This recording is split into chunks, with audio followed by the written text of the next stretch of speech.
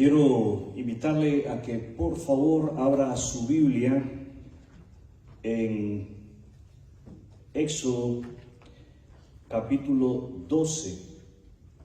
Éxodo capítulo 12. Y vamos a hacer lectura. Yo le voy a rogar que me siga en la lectura. Vamos a hacer lectura de el verso 1 hasta el verso 13. ¿Están listos? Estamos en Éxodo, Antiguo Testamento, en el capítulo 12. Y estaremos leyendo del verso 1 hasta el verso 13. Habló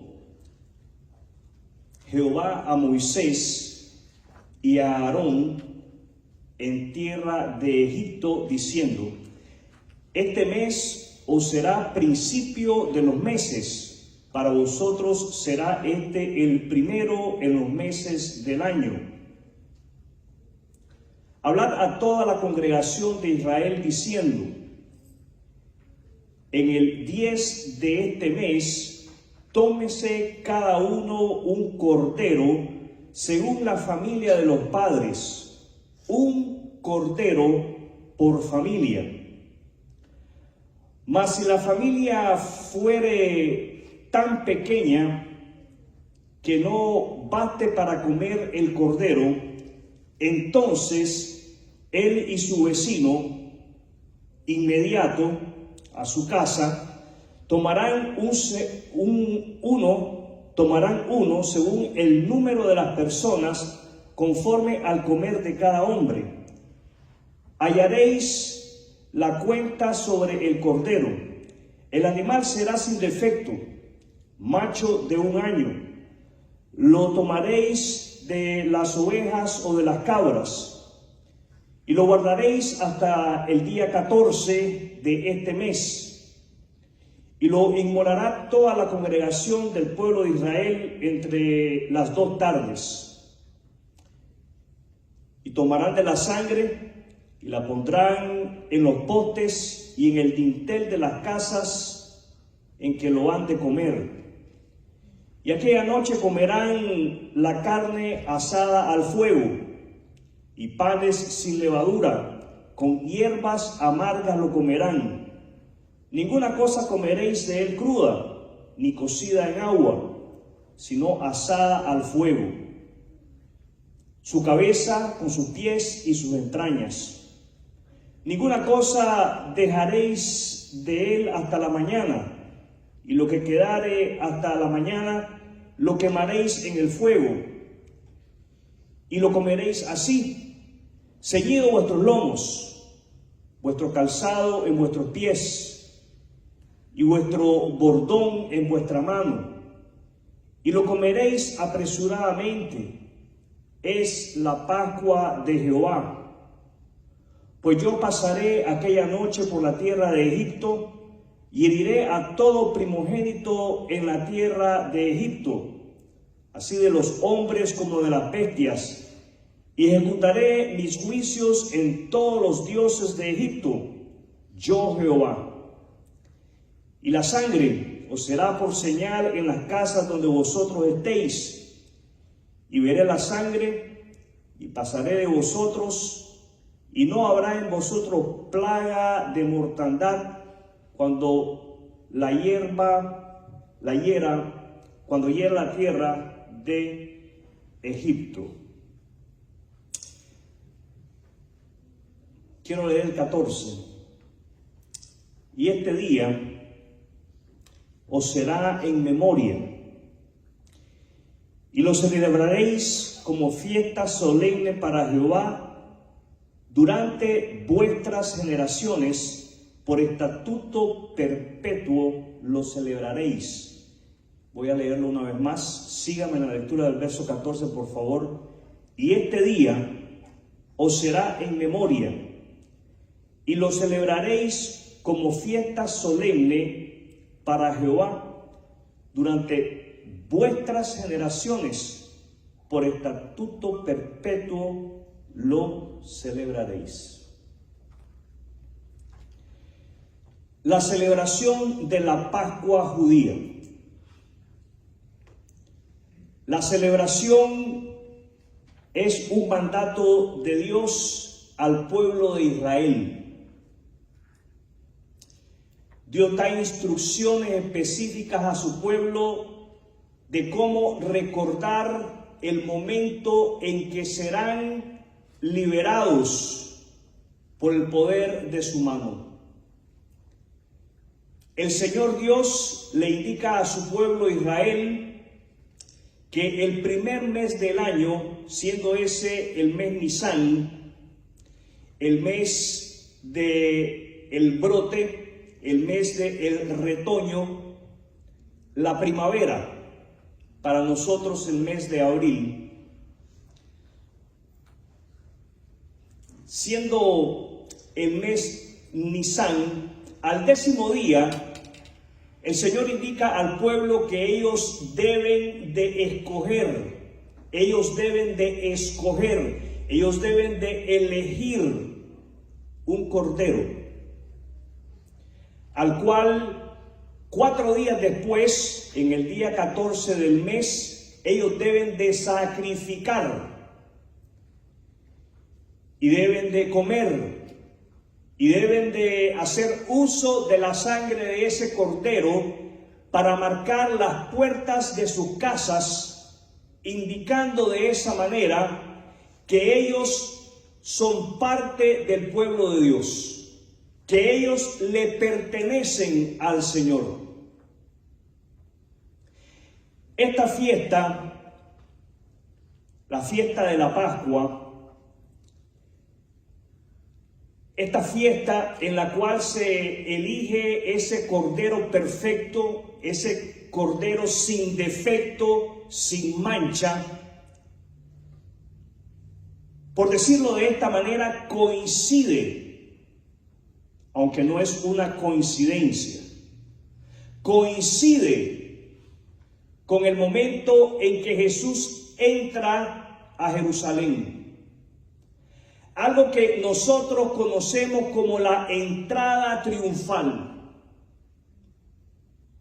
Jesús se está proclamando más que rey, como el cordero sin defecto, como el cordero sin mancha, como el cordero perfecto que es capaz de traer perdón de pecados a toda la humanidad. Y me hacía una pregunta: ¿cómo puede la iglesia transmitir este mensaje con efectividad? ¿Cómo puede cada creyente en Jesucristo transmitir este mensaje con eficacia? ¿Cómo podemos ser efectivos en decirle a la gente, no que la fiesta de la Pascua coincide con la entrada de Jesús a Jerusalén, sino en decirle a la gente que Jesús es el Cordero de Dios que quita el pecado del mundo? ¿Cómo podemos todos y cada uno de nosotros ser eficaces, ser efectivos en llevar ese mensaje e impactar a la sociedad en la cual vivimos? ¿Será que como iglesia seremos eficaces siendo relevantes a la cultura, apelando a lo que está de moda en el momento? ¿Será que como creyentes en Cristo podremos ser eficaces en transmitir el mensaje, en llevar el mensaje de que Jesús es el Cordero de Dios, adoptando las costumbres del mundo? Escuchaba una canción religiosa con un mensaje espiritual. Y le decía a la persona que viajaba conmigo, esa canción tiene el ritmo de un cantante famoso secular. Esa canción religiosa, esa canción con un mensaje espiritual tiene el mismo ritmo de un cantante famoso secular. Y la persona me respondió, pues si cuando en Gainesville teníamos una tienda de artículos religiosos, entre comillas, los cristianos llamamos a esos lugares tienda cristiana. La tienda no es cristiana ni los productos que se venden ahí son cristianos. Los cristianos son los que adquieren los productos. Esperemos.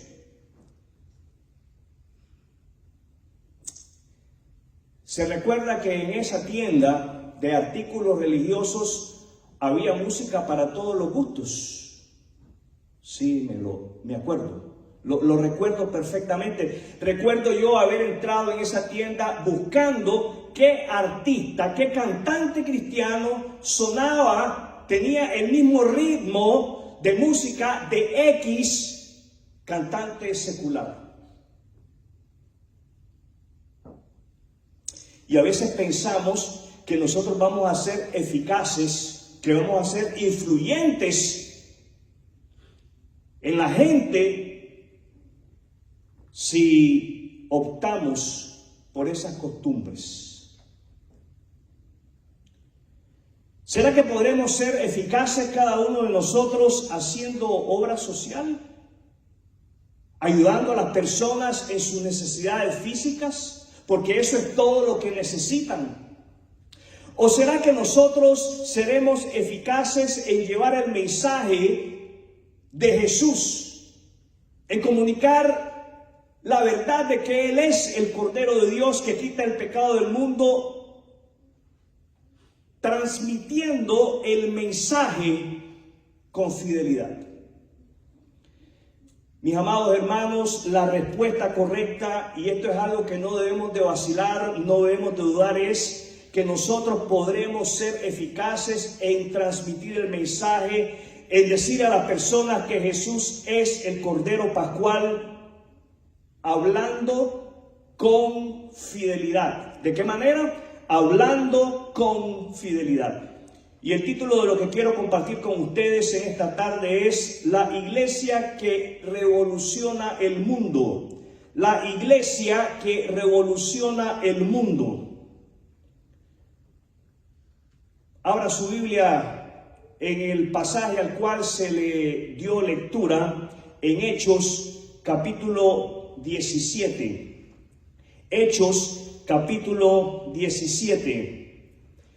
Hoy es el último mensaje en esta serie, Iglesia a la Acción, sustraído el mensaje del libro de Hechos. Hay mucho que pudiéramos decir en cómo ser creyentes de acción. Podríamos seguir predicando sobre esto durante todo el año, durante el resto del año, pero hoy vamos a dar conclusión para dar inicio a una nueva serie el domingo que viene. Tenemos, mis amados hermanos, como tema a través del mensaje de esta tarde, cómo es que el Evangelio de Jesucristo transforma sociedades enteras. ¿Qué hace el Evangelio de Jesucristo? Transforma. ¿Qué hace el Evangelio de Jesucristo? Transforma. En el libro de Hechos leemos cómo los primeros cristianos no solo predicaron un mensaje, sino que ese mensaje sacudió ciudades, cuestionó sistemas y transformó, dígale al que está al lado suyo, transformó personas y culturas. El Evangelio de Jesucristo, mis amados amigos y hermanos, no era y no es un discurso vacío, sino una fuerza viva de transformación. El capítulo 17 de Hechos nos muestra cómo la iglesia, o sea, los creyentes, Hechos 17 nos muestra cómo los creyentes llenos del Espíritu Santo pueden impactar tanto a religiosos como a intelectuales, tanto a judíos como a no judíos. Quiero traer la atención de cada uno de ustedes ahí en el capítulo 17, en el versículo 2 y 3. Pablo. No podemos nosotros olvidar quién es Pablo. Tenemos que considerar, que apreciar quién era Pablo antes de que Cristo lo encontrase. Pablo era perseguidor de la iglesia. Pablo literalmente era un asesino. Él estaba empeñado a quitarle la vida a todos aquellos que eran seguidores de Jesucristo. En su momento, en el momento de Dios, Pablo tiene un encuentro con Cristo y Cristo transforma. ¿Qué hace Cristo? Transforma. Cristo cambia la vida de Pablo. Esto nos debe de hablar fuertemente a todos y cada uno de nosotros. Hemos tenido un encuentro con Cristo, los oigo. Hemos tenido un encuentro con Cristo. Él debe de estar transformando nuestra vida. Él debe de estar renovando nuestra vida. Todos los que hemos tenido un encuentro con Cristo debemos de estar renovando la manera en cómo vemos la vida. Eso es lo que le sucedió a Pablo. Y Pablo, leemos en el verso 2, que tenía como costumbre, él tenía como costumbre entrar en las sinagogas de los judíos. Y Pablo, como acostumbraba, fue a ellos, a los judíos, y por 3 días de reposo, por 3 sábados consecutivos, discutió con ellos. Entendamos la palabra discutir, no pelearse con ellos, sino dialogar con ellos. Pablo se tomaba el tiempo para dialogar con las personas que no tenían la esperanza de la vida eterna. Y él dialoga con ellos. El verso 3 dice, declarando y exponiendo. Declarando y exponiendo. Si usted puede subrayar en su Biblia, ahí en el verso 3, cómo es que Pablo dialogaba con los no creyentes, declarando y exponiendo por medio de las Escrituras que era necesario que el Cristo padeciese y resucitase de los muertos. A Cristo no podemos dejarlo muerto. Tenemos que hablar del Cristo que vive. Tenemos que hablar del Cristo que tiene el poder para transformar nuestras vidas. Tenemos que hablar del Cristo que tiene el poder para romper cadenas y sacarnos del lodo. Tenemos que hablar del Cristo que tiene el poder para sacarnos de las tinieblas y ponernos en el reino de su luz admirable. Pablo dialogaba con los no creyentes, declarando y exponiendo por medio de las Escrituras. Pablo se valía de la palabra de Dios. ¿De qué se valía Pablo? De la palabra de Dios. Aprendemos de Pablo que él era un hombre que predicaba con impacto. ¿Cómo predicaba Pablo? Con impacto. Pablo era un hombre que al valerse de la palabra de Dios, al ser influenciado por la palabra de Dios, predicaba con impacto. Pablo y Silas llegan a Tesalónica. ¿A dónde llegan? A Tesalónica, una ciudad influyente en Macedonia. Era un punto estratégico para el evangelio. Y durante 3 sábados seguidos Pablo predica en la sinagoga usando la palabra de Dios, usando las escrituras, usando el Antiguo Testamento. Demuestra que era necesario que el Mesías, que el Cristo sufriera y resucitara. El mensaje de Pablo provoca una respuesta. ¿Qué provoca el mensaje? Una respuesta. Ahora ponga atención. La respuesta es que algunos judíos creen. Algunos judíos creen, al igual que muchos griegos temerosos de Dios y mujeres influyentes, algunos creen. Sin embargo, otros reaccionan con violencia. Otros rechazan el mensaje. La predicación fiel del Evangelio no deja indiferente a nadie. Nadie puede permanecer con los brazos cruzados frente a la predicación del Evangelio de Cristo. El Evangelio de Cristo trae conversión al corazón del hombre o conflicto al corazón del hombre, pero nunca neutralidad. Lo primero que deseo que nos llevemos en esta tarde, mis amados hermanos, es sobre la necesidad de comprometernos a compartir fielmente el mensaje del Evangelio de Cristo con la gente. Comprometámonos a compartir fielmente el mensaje del Evangelio de Jesucristo con la gente. La iglesia de hoy, los creyentes de hoy, debemos predicar con valentía. ¿Cómo debemos de predicar? Con valentía. Los creyentes de Dios debemos de predicar el Evangelio de Cristo con el mismo denuedo con el cual era predicado por los creyentes de la iglesia en el primer siglo. No solamente debemos de predicar el Evangelio de Cristo con valentía, debemos de predicar el Evangelio de Cristo con claridad. ¿De qué manera? Con claridad. Es la palabra de Dios. Es la lectura de la palabra de Dios la que nos va a dar la claridad a todos y cada uno de nosotros.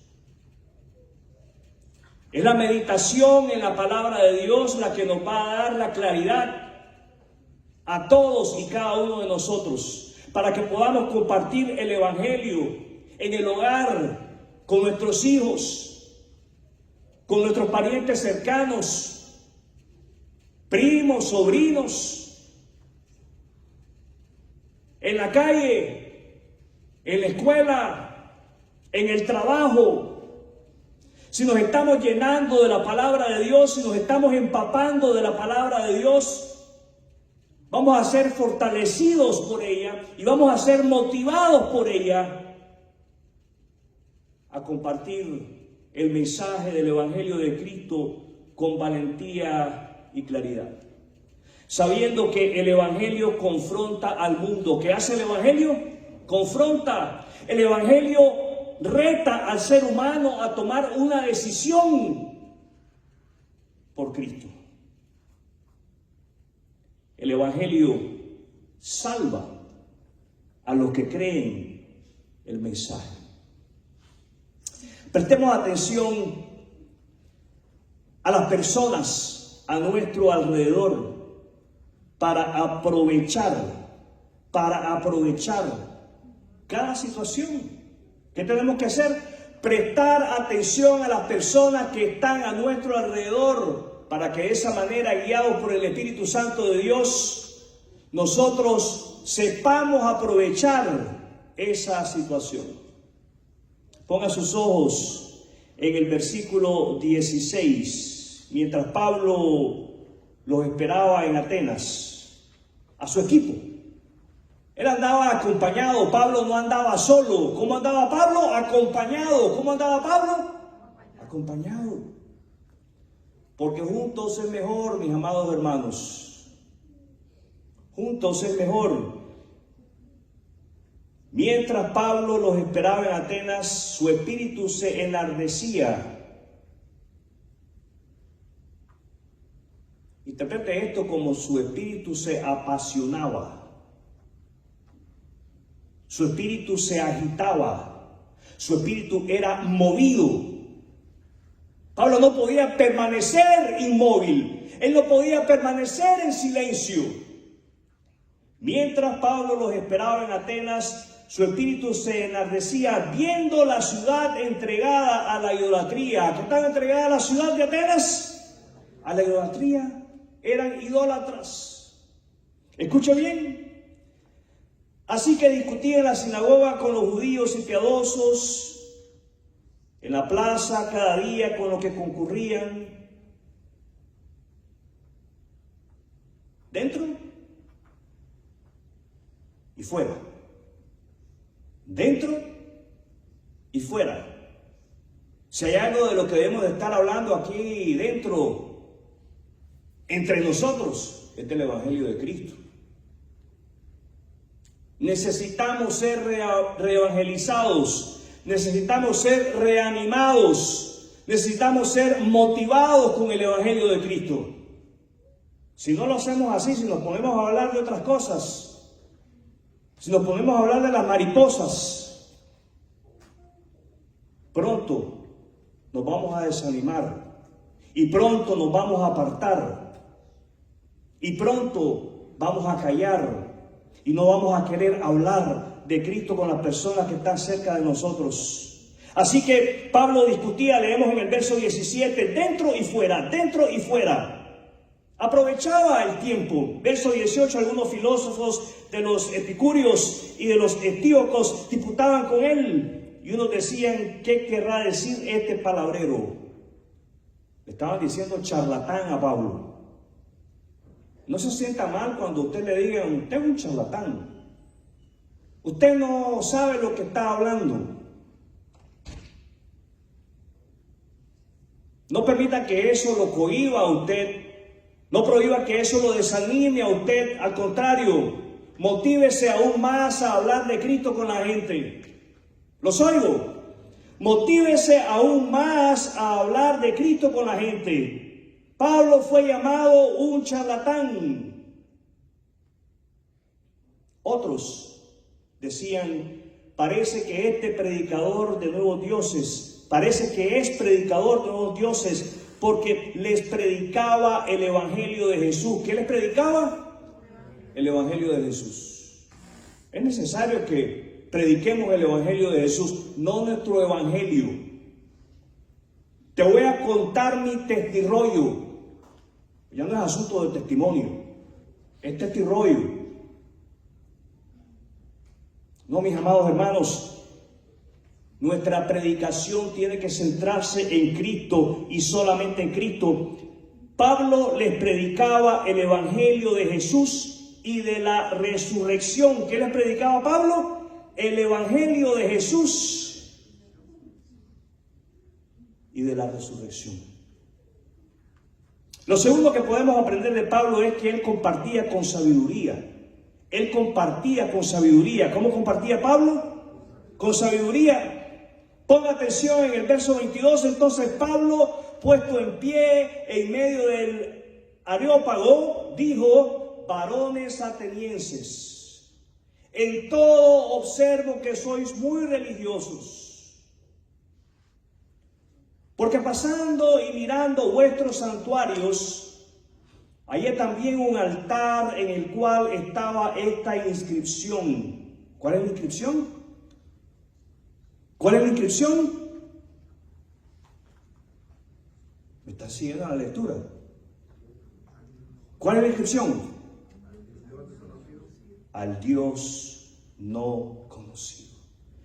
Esta gente tenía un altar para todos los dioses.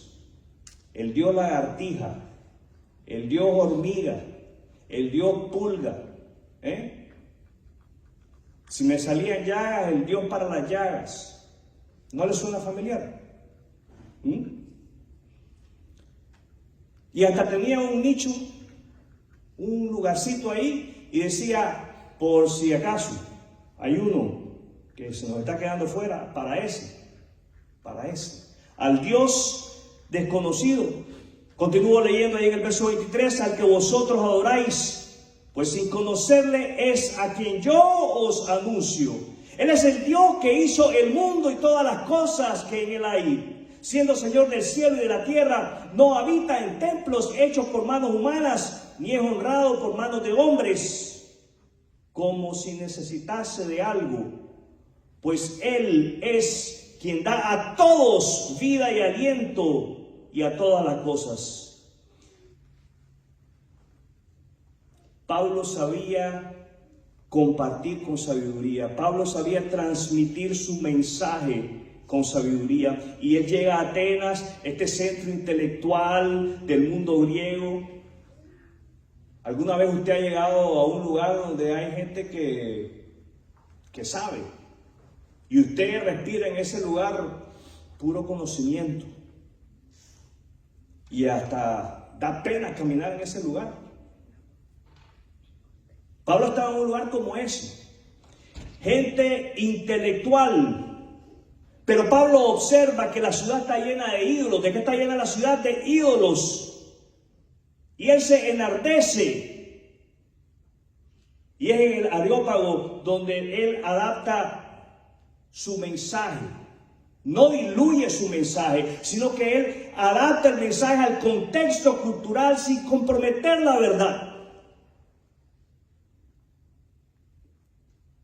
Parte desde el altar que estos ciudadanos tenían hecho al Dios desconocido para hablarles del Dios verdadero, creador del universo, y termina llamando al arrepentimiento, anunciando el juicio y la resurrección de Jesús. El Evangelio, mis amados hermanos y hermanas, debe de ser contextualizado con sabiduría, pero nunca diluido. Se trata de hablar de la verdad de Dios en un lenguaje que el oyente pueda entender.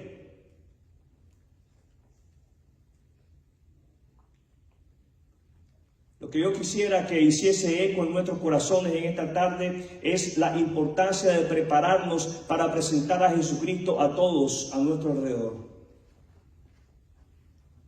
Es urgente que nos preparemos para presentar a Cristo a todos los que estén a nuestro alrededor. La iglesia, cada creyente debe de formarse cultural, filosófica y bíblicamente, siendo esto lo más importante, para poder presentar el Evangelio en todos los niveles de la sociedad con reverencia y fidelidad. Sí, esto es importante, que al presentar el Evangelio no le faltemos al respeto a las personas. Tenemos que ser respetuosos. ¿Cómo tenemos que ser? Respetuosos. Pero nunca debemos de diluir el mensaje. Dios es soberano. ¿Cómo es Dios?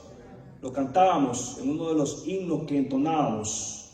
Dios es soberano, pero nos toca a nosotros hacer nuestra parte.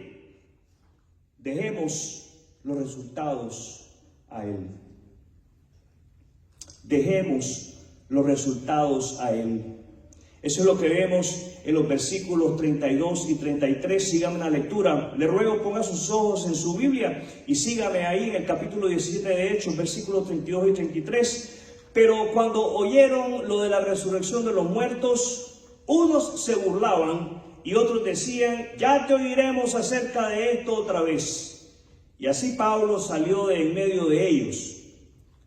Mas algunos creyeron juntándose con él, entre los cuales estaba Dionisio, el Areopagita, una mujer llamada Dámaris, y otros con ellos.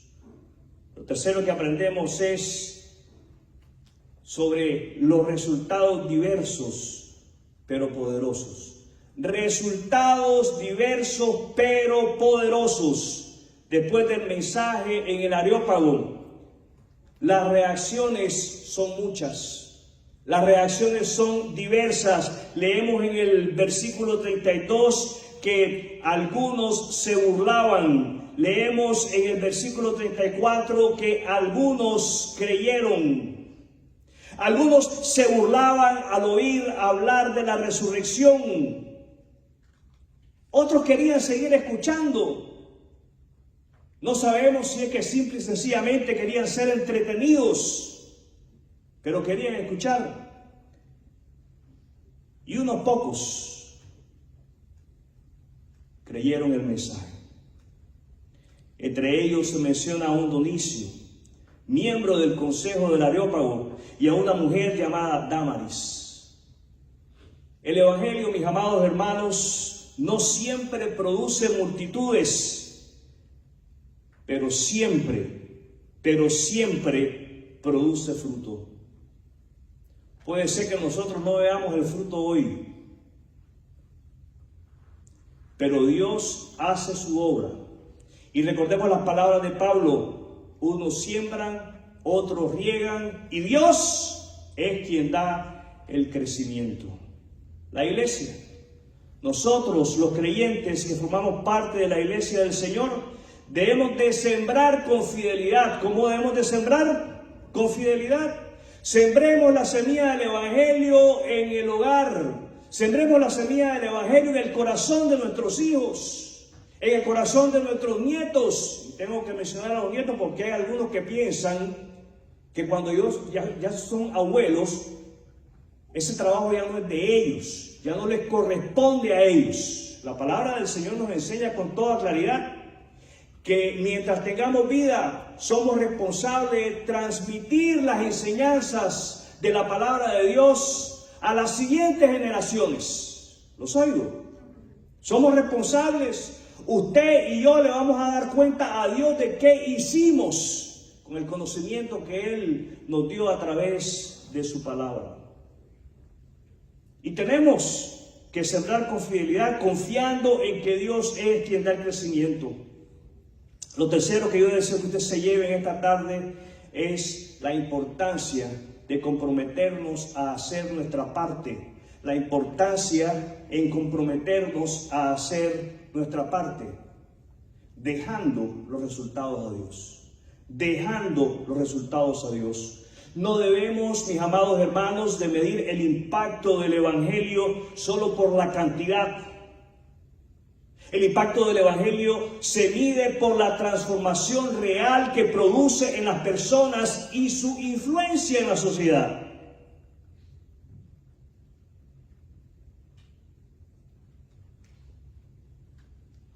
Si usted echa un vistazo al pasado como un creyente verdadero en Cristo, usted debe de poder identificar cómo en el Evangelio Dios ha ido transformando su vida.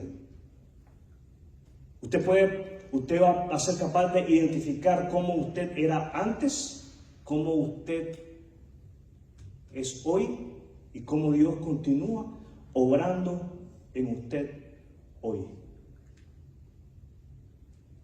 La iglesia, todos los creyentes, estamos llamados a llevar el Evangelio a todas las esferas de la sociedad.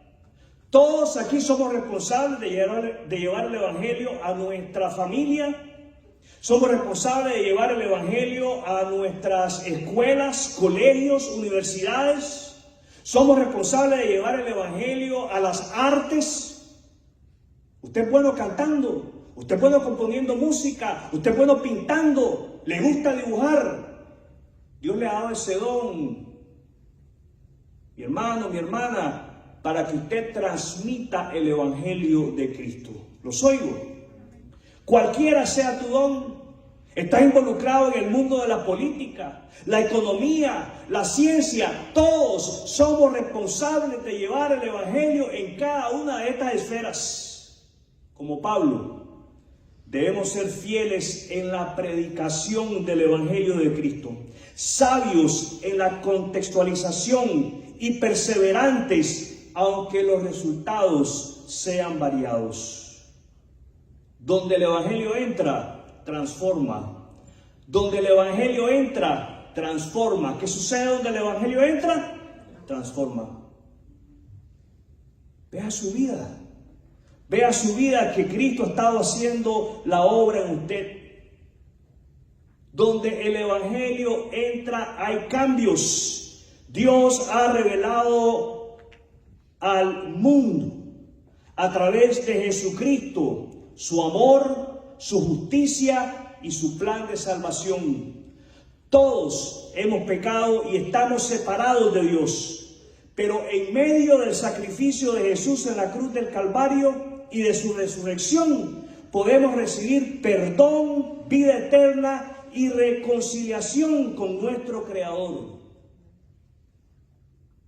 Él, Dios, nos llama a todos a arrepentirnos y a confiar en Jesucristo como el único medio para la salvación de nuestra alma. Si aún usted no ha rendido su vida a Cristo, hoy es el día. Hoy Dios le está llamando. Arrepiéntase de sus pecados, confíe en Jesucristo como el Salvador y el Señor.